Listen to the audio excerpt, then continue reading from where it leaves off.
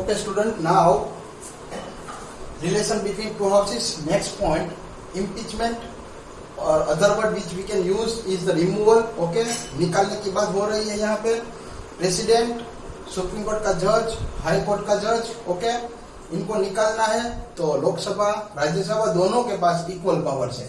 Okay, दोनों houses में ये जो मतलब बात होगी वो पास होगी, ठीक है, और उसके बाद जजमेंट लिया जाएगा. तो इम्पीचमेंट की बात अगर हम करते हैं तो Lok Sabha and Rajya Sabha both have equal powers and they have equal say on the judgment. Okay, next is election of president and vice president. ये दोनों का जो इलेक्शन होता है उसमें भी लोकसभा राज्यसभा दोनों के पास इक्वल पावर है. लेकिन एक बात आपको हमेशा याद रखनी है, वो है कि लोकसभा हमेशा अपर हैंड रहता है क्योंकि उसके पास नंबर ऑफ मेंबर्स है वो ज्यादा है. ये हमेशा याद रखना है. थियोरेटिकली हमको लोकसभा राज्यसभा दोनों को इक्वल पावर दिए गए हैं, लेकिन मेंबर्स लोकसभा के पास ज्यादा है तो हमेशा वो प्रिवेल करेंगे. ठीक है. नेक्स्ट,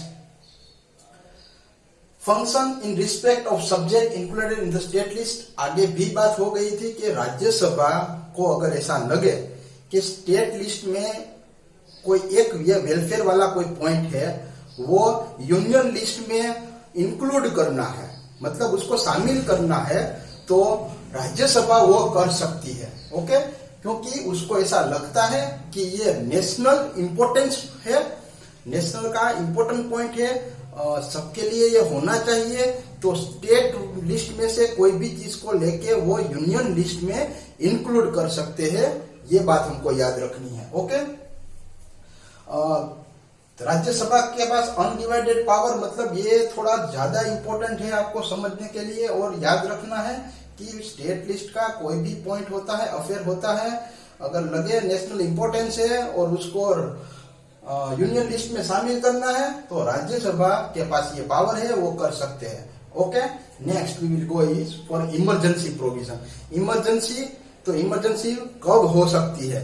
तो कि फॉरेन एग्रेशन, या किसी ने हमको धमकी दिया, ओके, बाहर से कोई आया, कोई हमको धमका रहा है, इंटरनल डिस्टर्बेंस स्टेट वाइज, या सिविल वॉर, हमारे देश के अंदर ही कोई झगड़ा हो गया है दो स्टेट के बीच में, कोई लोगों के बीच में, लेकिन थोड़ा मास में हुआ है, बड़ा है. ओके, तो ड्यूरिंग दैट टाइम हम उसको इमरजेंसी का एक नाम दे सकते हैं. ठीक है. नेक्स्ट इज इमरजेंसी होगा तो क्या होगा, तो कि लोकसभा है वो डिसॉल्व हो जाएगी. तो देखो, लोकसभा जब भी डिसॉल्व हो जाती है तो हमारे को पता है कि लोकसभा का दूसरा नाम है टेम्पररी हाउस और राज्यसभा का दूसरा नाम है परमानेंट हाउस. सॉरी, दूसरा नाम है परमानेंट हाउस. तो परमानेंट हाउस है तो मतलब राज्यसभा है वो अपने कंधों पर लोकसभा का पूरा जो मतलब कामकाज होता है, वर्क होता है, वो राज्यसभा अपने शोल्डर्स पे ले लेती है और देश को चलाते हैं. लोकसभा जब डिसॉल्व हो जाएगी then Rajya Sabha will act. Okay,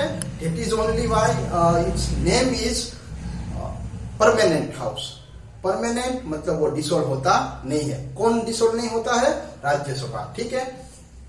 यहाँ पे हमने impeachment, election of president, vice president, function in respect of subject included in the state list, emergency provision. अभी कभी भी मतलब ये आपको पूछ सकते हैं 7th वाला पॉइंट कि स्पेशल पावर राज्यसभा के पास कौन कौन से है. आपने आगे देखे उसी में से है, लेकिन अलग से अगर आपको कभी बोला जाए कि भाई हमको 2 पॉइंट लिख के दो आप कि राज्यसभा के पास स्पेशल पावर कौन से है, तो एक ये स्टेट लिस्ट वाला पॉइंट जो यहाँ पे हमने इंक्लूड किया गया है, ये वाला पॉइंट आपको यहाँ पे लिखना है कि भाई अगर स्टेट लिस्ट में से कोई भी चीज राज्यसभा को ऐसा लग रहा है कि उसको यूनियन लिस्ट में हमको शामिल करना है तो वो कर सकते हैं. ओके.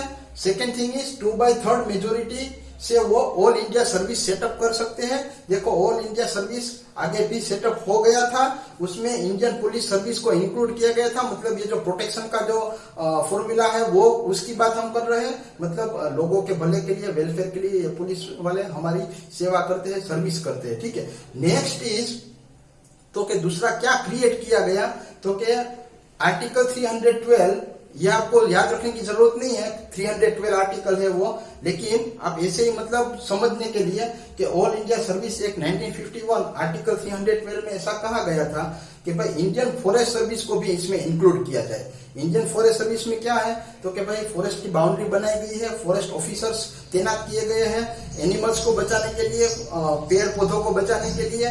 तो ये आपका ऑल इंडिया सर्विस वाला पॉइंट हो गया, ठीक है।